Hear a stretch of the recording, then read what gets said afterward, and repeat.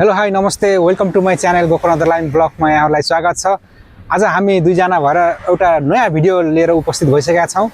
आज हामी यहाँ समुद्री सतहबाट हामी यो माथिको डाँडोमा हामी जाने तयारी गरिरहेका छौँ। अब हाम्रो यात्रा चाहिँ सुरु हुँदैछ। हेरौँ होप सबै राम्रो हुन्छ होला।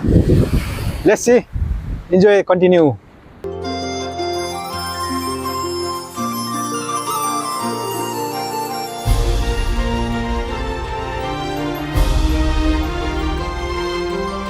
दो भाई भी नहीं इधर है। आपका ब्लॉग बहुत अच्छा है, आप ऐसा करते रहो।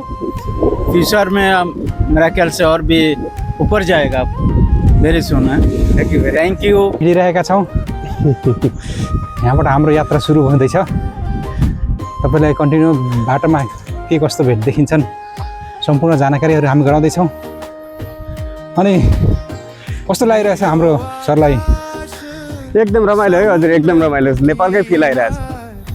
यो एकदमै हरियाली छ यहाँ। यो सिसेल भनेको एकदमै सदाबार एउटै किसिमको हावा चलिरहन्छ यहाँ। एउटै मौसम भएको कारणले गर्दा सम्पूर्ण यो बोट बिरुवाहरू रुखहरू सधैँ सदाबार हरियाली रहिरहन्छ। हाइकिङ कस्तो लागिरहेछ? एकदम एक्साइटेड हजुर। हेरौँ कस्तो हुन्छ नयाँ ठाउँमा अब कस्तो हुन्छ हेर्दै जाउँ। त्यही त यो यहाँ चाहिँ फर्स्टचोटि त्यो डाँडामा जाँदै हुनुहुन्छ हाइकिङको लागि। म एकचोटि गएको थिएँ तर मैले भिडियो चाहिँ सुट गरेको थिएन। आज चाहिँ भिडियो सुट गर्ने किसिमले जङ्गलका साथ हामी आइरहेका छौँ। यहाँ चाहिँ एउटा फ्रुट देखेका छौँ जङ्गलमा। त्यो फ्रुट हेर्न लागिरहेको छ। त्यो पहिला यहाँ घर पनि रहेछ होइन सर? हजुर हजुर, यहाँ घर पनि रहेछ पुरानो।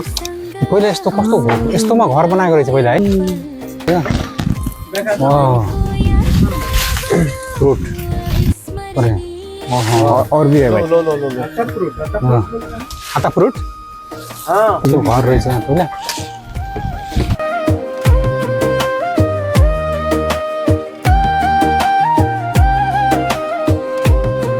हमारे रक क्याफेमा आइपुगेका छौँ। पुरै रकले बनेको क्याफे हो यो। त्यो रकमा घर बनिरहेको छ। हावाको स्पर्श चराको मिठो गीत हरेक पाइला बन्यो। यहाँबाट अब माथि जान लागिरहेका छौँ। ऊपर जाएगा तो मस्त लगेगा। सब लोग ऐसा जाना का इधर व्यू अच्छा है। हमारा नेपाली बंधु का चैनल सब्सक्राइब करो, कमेंट करो, लाइक करो, ठीक है। बहुत अच्छा आदमी है। और हम लोग अभी फोर सीजन का जो माउंटिंग है ऊपर जाएगा, देखता रहो सब। अब हाम्रो यात्रा सुरु हुँदैछ। हेरौँ कस्तो हुन्छ। आशा गरौँ सबै राम्रो हुन्छ होला। अब हेर्दै गएपछि तपाईँहरूले देखि नै हाल्नुहुनेछ। हाम्रो यो बाटो यहाँबाट हामी लागिसकेको छ। साथीहरू माथि गइसक्नु भएको छ। हाम्रो यहाँबाट सुरु हुन्छ यो हाइकिङको लागि। मैं भी नहीं गया, मैं तो कैसे जाएगा। अरे स्लोली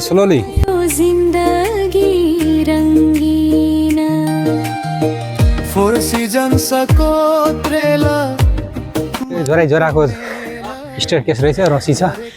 सिजल भाइ अब त गयो नि ऊपर।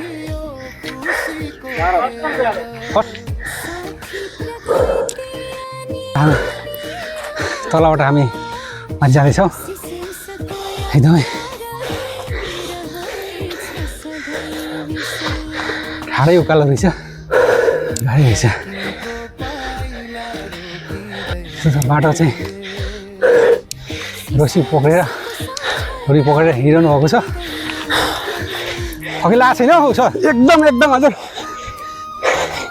थकाइ पनि एक्साइटेड पनि जस रमाइलो भइरहेछ। डेन्जर उकालो चाहिँ हामी पार गरिसकेका छौँ। अझै माथि जानु छ। अर्को बाटो छैन फर्कँदा। अर्को दार्को बाटो छैन, त्यही ओह्रालो माथि झर्ने हो। रोसीसम्म त्यहाँ झर्ने हो। कति माथि आइसकेका छौँ।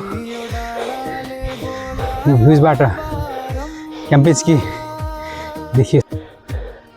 क्याम्पेन्स्की होटेल।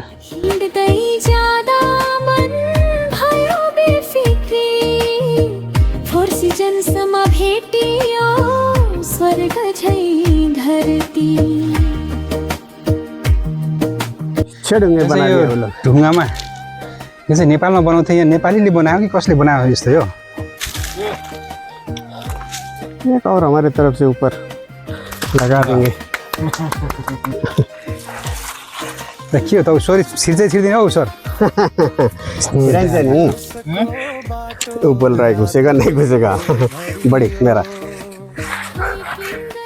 यस्तो गरेर घुसेर जाने होइन सम्मको बाटो रहेछ हो हामी चाहिँ फाइनल्ली रियल या पोजिसन देखा यो डाँडामा आइसकेका छौँ हाँसो रमाइलो पल पोसिजन होटेलको भ्युज हो यहाँबाट यस्तो देखिन्छ पोसिजन सबै भिल्ला हो यो